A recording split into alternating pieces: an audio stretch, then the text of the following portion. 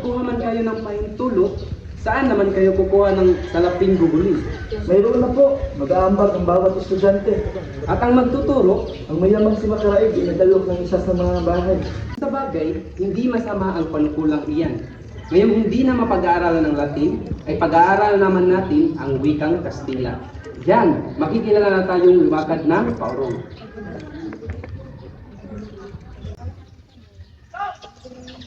Kumusta? Ipinakikilala ko sa iyo ang aking kaibigan na si Isagan.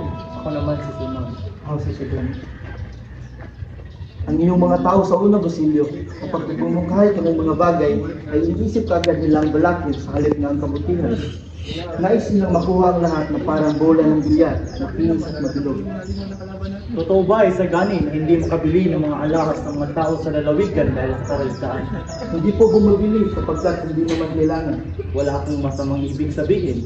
Mabuti pa isamahan nila lamang ako uminom ng serbesa. Salamat po, pero hindi po kami iinom ng serbesa. Ayon kay Padre Camora, ang pag-inom ng maraming tubig ang sanhi ng kawalan ng sigla ng mga tao. Sabihin niyo kay Padre Camora na makabubuti sa kanyang pag-inom ng tubig sa halip ng serbisa upang makaiwas sa chismis ng mga religyoso. Bakit mapuno ka ngayon? Ay iwan ko, para ako nagtakot sa tao niyan. Hindi mo ba siya kilala? Siya ang tagapayo ng Kapitan General. Totoo? Ganyan ang narinig ko sa mga taong pumupuri sa kanya kapag kaharap at kapag siya'y nakatalikod, siya'y minumura.